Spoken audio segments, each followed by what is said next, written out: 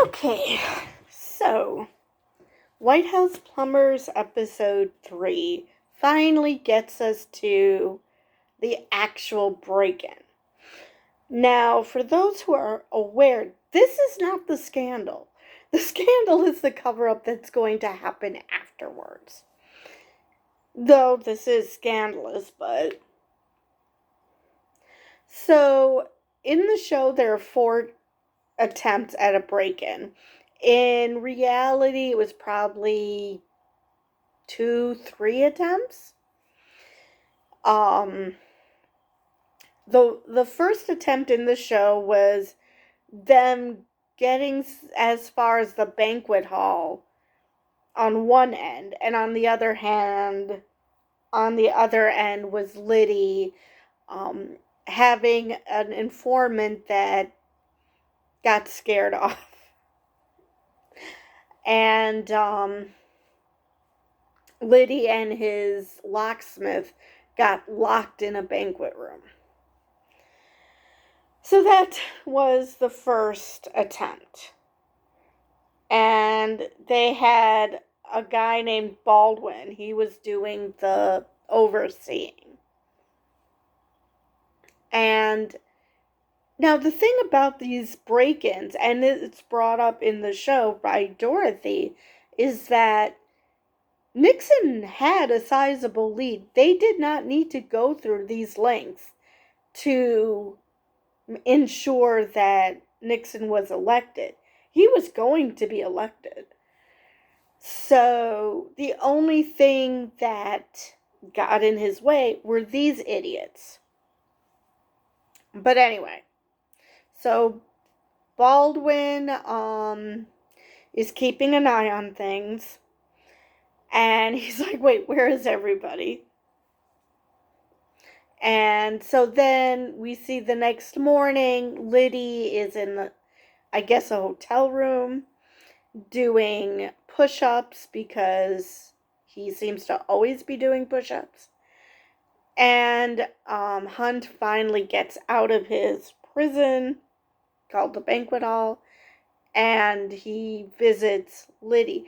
And nowhere, absolutely nowhere, does anyone ask the other one, what happened? Where were you?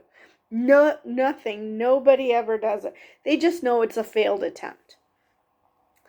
So then they go and they decide that they're going to try again. Liddy is determined to try again. Hunt is like, oh, Jesus Christ. He's already, he wants to. It's not till the 4th one where he's really adamant against it, but he goes through with it. And this time, the locksmith doesn't have the right tools to break into the Watergate. Oh, wait, no. This one was, that was attempt 2, was not having the right tools. And it's like, you're a locksmith. What's with the, I don't have the right tools? Same as the first attempt.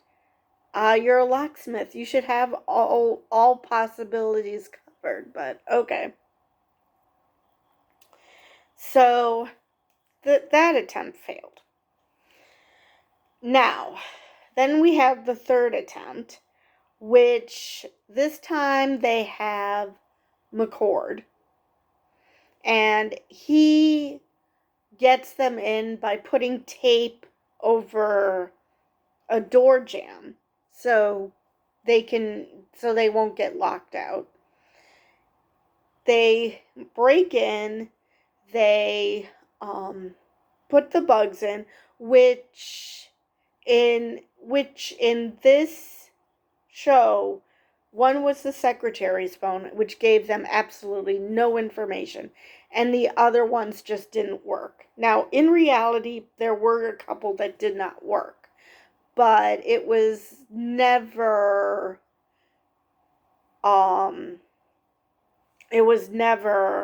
a secretary's phone that was bugged. It was a vacant conference room. So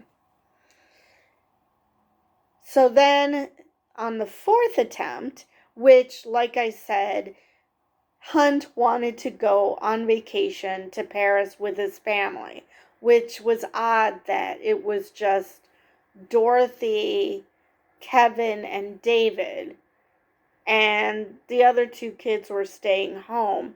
And Hunt was initially going to go with the group that was going to Paris. And I'm like, wait a minute, what about Lisa and St. John?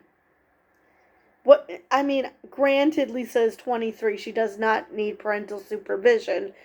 And considering who the parent would be, definitely not. But that's just weird. Anyway, because I don't know, how old is St. John at this point? I don't know if they said. So, Liddy convinces him to go through with it, that they'll be in a command center, and that they wouldn't have to worry about going in, because let's face it, the more attempts that you make, the more likely you are to get caught. Now, Magruder, which actually he gave them their just desserts in this episode, because he's like, they try to convince him to, how they could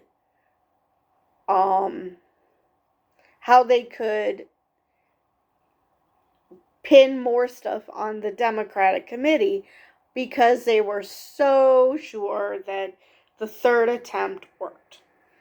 So Magruder's like, yeah, go talk to Mitchell, knowing full well what was going to happen. And Mitchell gave him a dressing down, and Magruder's like, So, yeah, they weren't happy with him. And Magruder, when he talked to Liddy about an official break-in, he didn't know at this point that they attempted already. I mean, he obviously knew about the successful one, the one where they did plant bugs, but he doesn't know that it was more than once that they attempted. So he said, oh yeah, Nixon wants you to break in, and he wants them, he needs this information. And Liddy's like, wait, you want us to break in a fourth time? Wait, what? What do you mean fourth time? So they attempt to break in for the fourth time. Like I said, Hunt had to be convinced. Liddy spoke to his need to feel vindicated in the eyes of his colleagues. Which, how old are you exactly? I mean, why do you care? But I guess he wanted to be a bigwig in the CIA. He just couldn't accept that his career was done. So he decided to join Liddy on this, oh Lord, on this fourth break-in.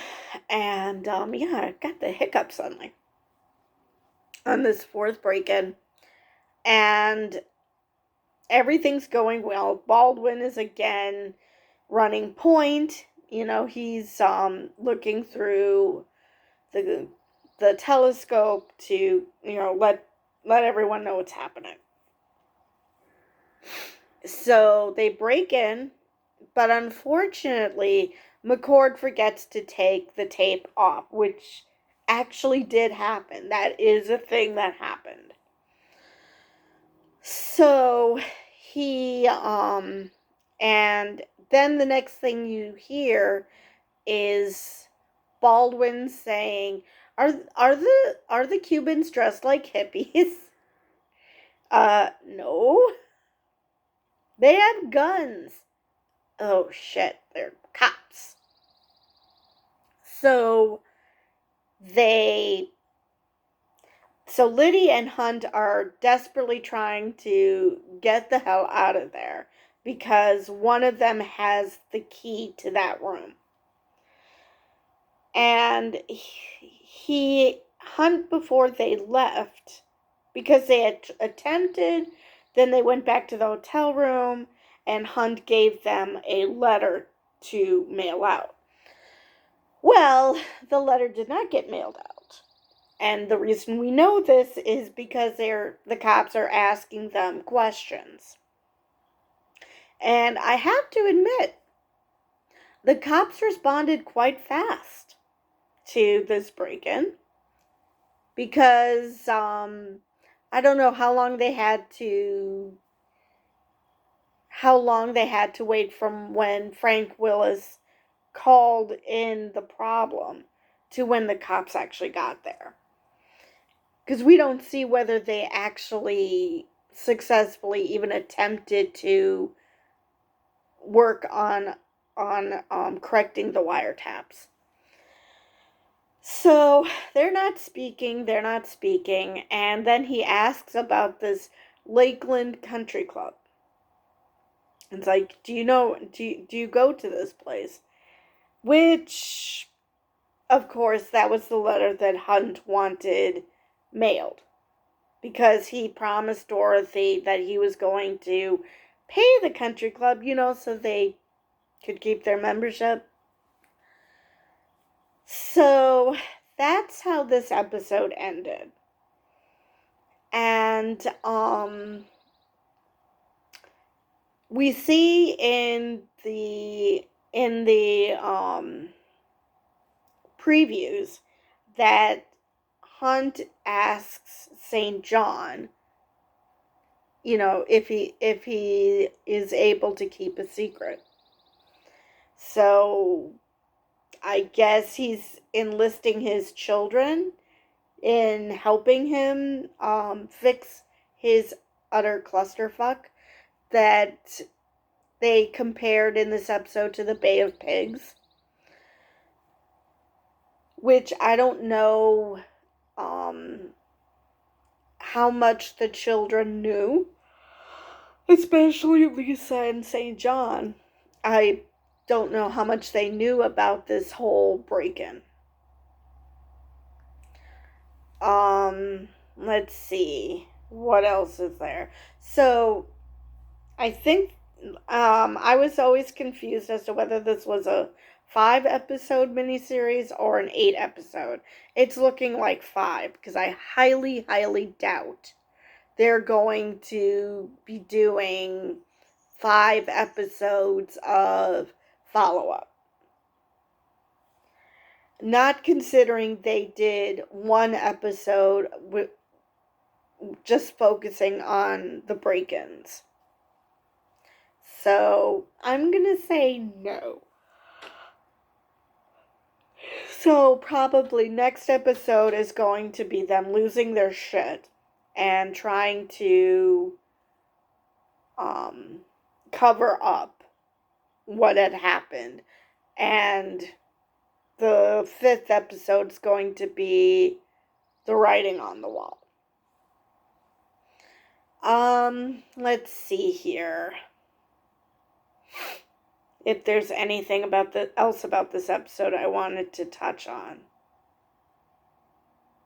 Oh yes, they really like to hit it home as to how out of touch Hunt is. Well, also Liddy, but Hunt especially because they only concentrate on his family. And things like him praising Kevin and criticizing the others, like they're not going to notice that she's his favorite. Or when he was surprised to find out that David plays the piano really well. Or in the case of Liddy, this idea that this kid is running around playing with a toy gun. Liddy knows it's a toy gun because he's looking for his brother. And Dorothy, helps St. John by leading David away, which I thought that St. John was going to, run away again and hide somewhere else, but no, he stayed there. So David comes, points his Nerf gun at David, and Liddy points an actual gun at him, because that's not going to traumatize a child at all.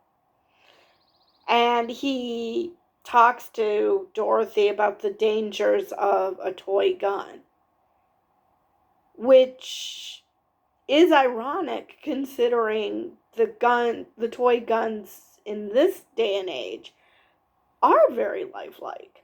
And you do have to be careful of using such guns. However, this is an obvious Nerf gun. I mean, you cannot mistake this. So yeah, they love to hit home that these two people are extreme weirdos. Very weird. So, next episode is going to deal with the aftermath and the attempt at a cover-up, which is what brought Nixon down. If he had just said, "Oh, I knew nothing of this," and not only that he knew nothing of it, but he didn't attempt to cover it up. If he never gave them the okay to do a break-in, if he never tried to cover up that this happened, he probably would have been fine. It would have just been these morons that got in trouble for it. But the fact that he not only knew about it, but gave it his blessing, that's what's killed him. And covering it up especially. That's the scandal, is the cover-up, not the actual break-in. Let's see if there's anything else from this episode. I think I've covered everything. Oh, good Lord. First hiccups, now yawning. Yeah, I think I've got this episode pretty much covered. So, I will see you guys in the next one.